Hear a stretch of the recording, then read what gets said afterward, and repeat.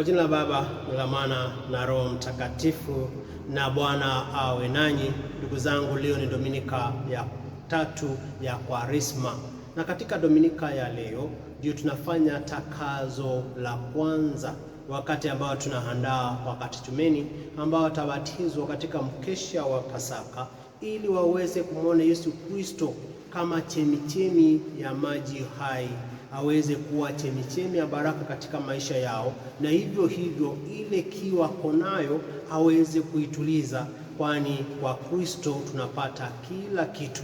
Na katika masomo yetu ya leo tunaomba Mungu ili atupatie maji ya uzima wa milele. Tuko na kiu kama huyu mama tutakaomsikia katika Injili. Tunataka yeye atukamilishe katika maisha yetu. Ile swala ambao unapaswa kujiuliza kwa Dominika ya leo ni je, uko na kiu ya nini? Ni kitu gani katika maisha yako unataka Yesu Kristo akumalizie?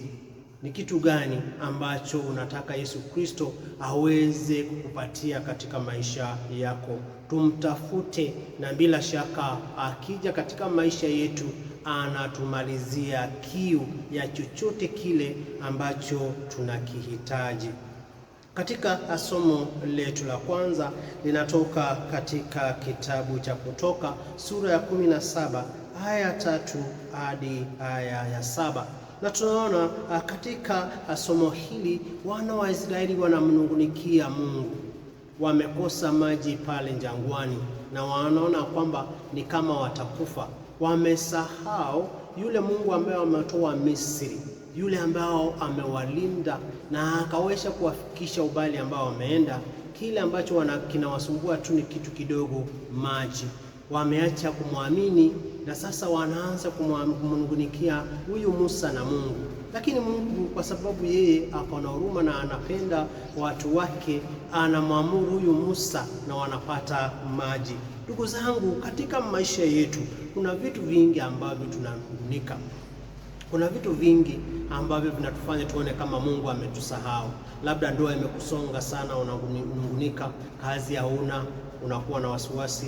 Labda ugonjwa umekusonga, labda mwenzako wa ndoa, labda maisha yale ambayo unayaishi, unadhania kwamba ni kama wewe uliumbwa kwa ajili ya matatizo.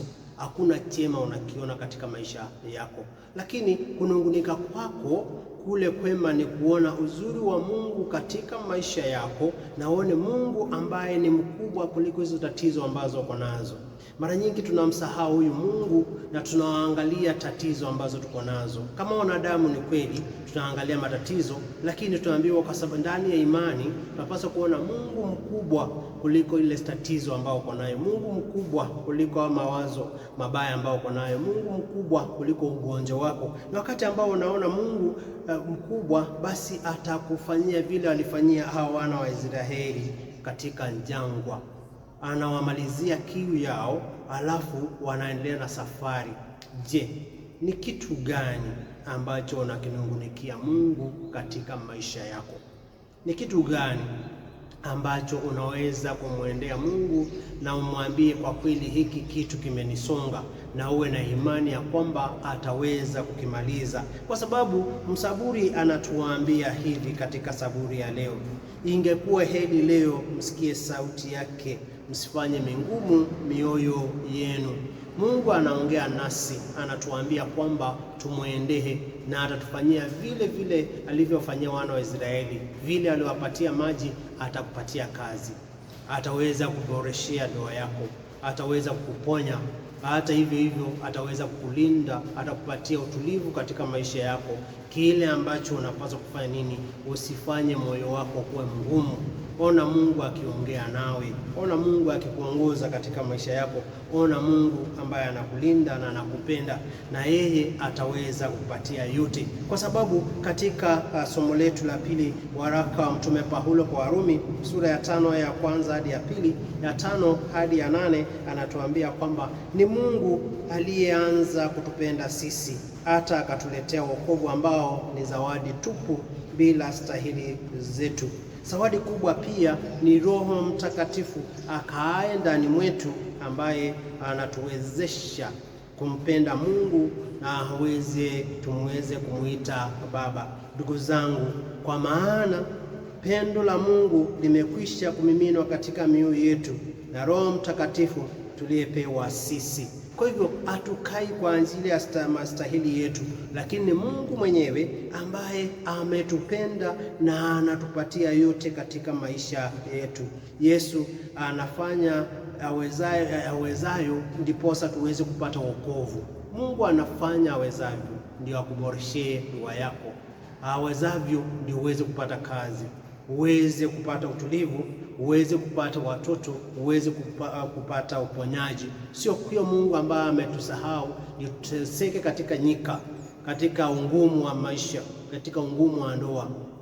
Ni Mungu ambaye anakupenda, atakupatia mtu mzuri aweze kuwa mke wako, anakupatia watoto wazuri, anakupatia afya njema, anakufungulia milango ya kazi, anakuboresha katika fikra zako, kwa sababu alitupenda na ni yeye ambaye ametuleta katika ulimwengu huu. Na katika injili yetu ya leo kutoka injili ya mtume Mtakatifu Yohana sura ya 4 aya ya 5 hadi ya 42 ni inaandamana na ile takazo ambao tuko nayo. Haya majuma matatu ambayo yanafuata atakuwa anaelekeza wakatuchumeni katika zile fadhila ambao wanasisubiria. Katika Dominika ya leo ya tatu inazungumzia kuhusu huyu mwanamke Msamaria ambaye katika zungumzo lake na Yesu aliweza kupata maji ya uzima. Na hapo anakumbusha wakatuchumeni ya kwamba yeye baada ya ubatizo wao wanakuwa chemichemi hai.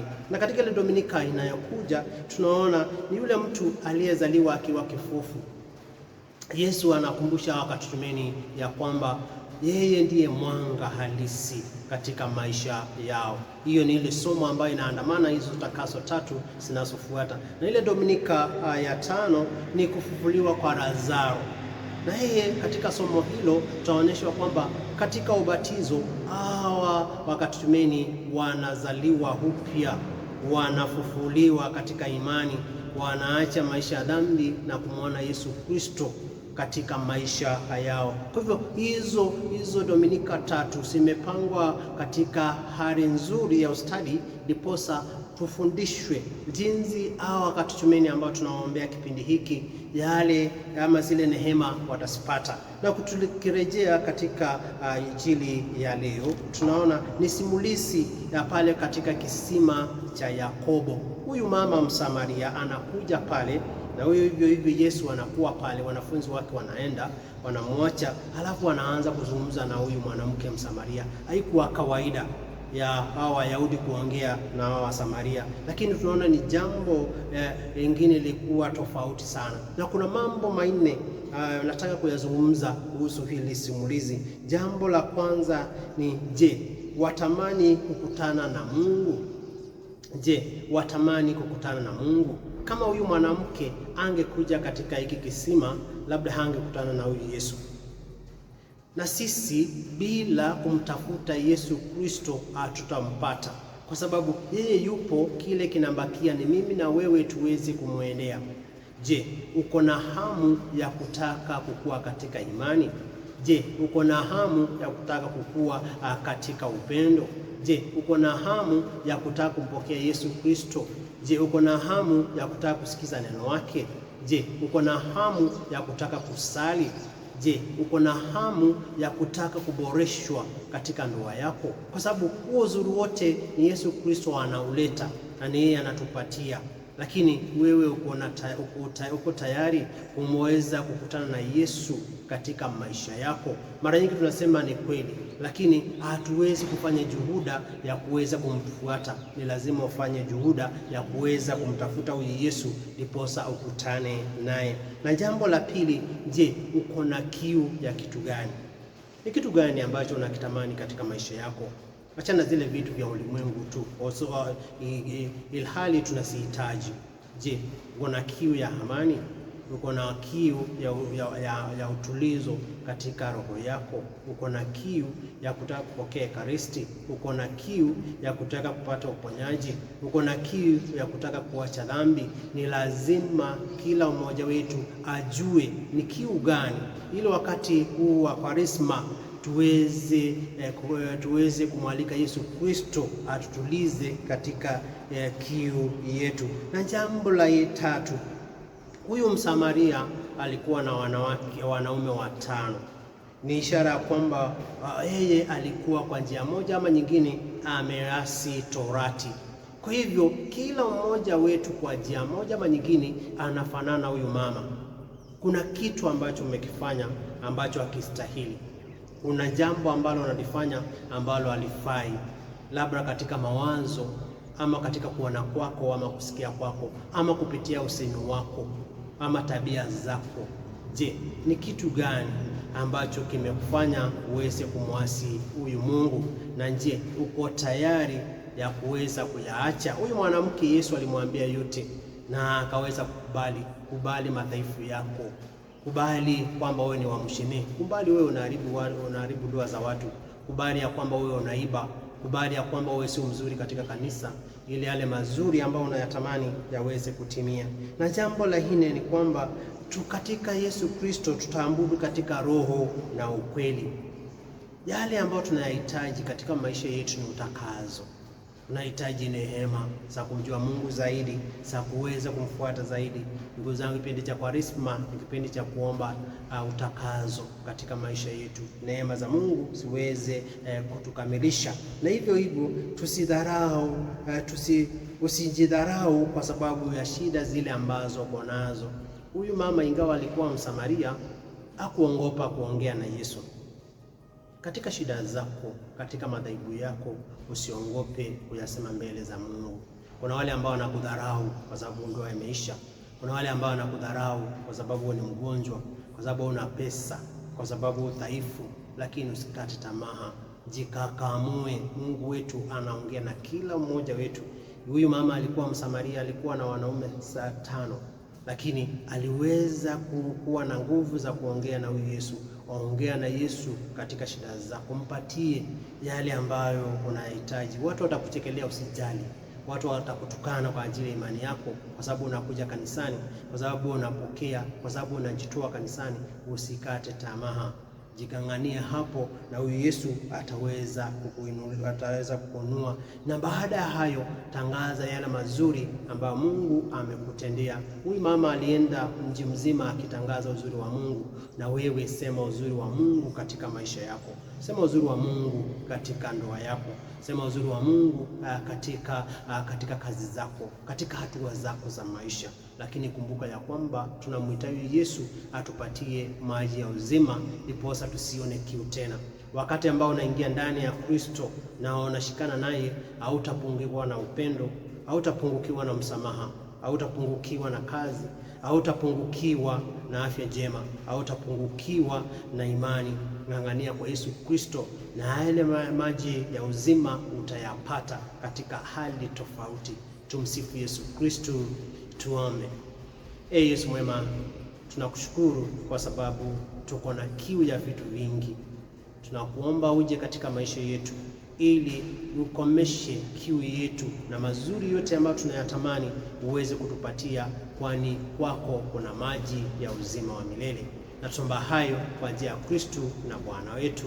Na Bwana awe nanyi, na ambariki Mungu Mwenyezi, Baba na Mwana na Roho Mtakatifu. Na watakia Dominika njema.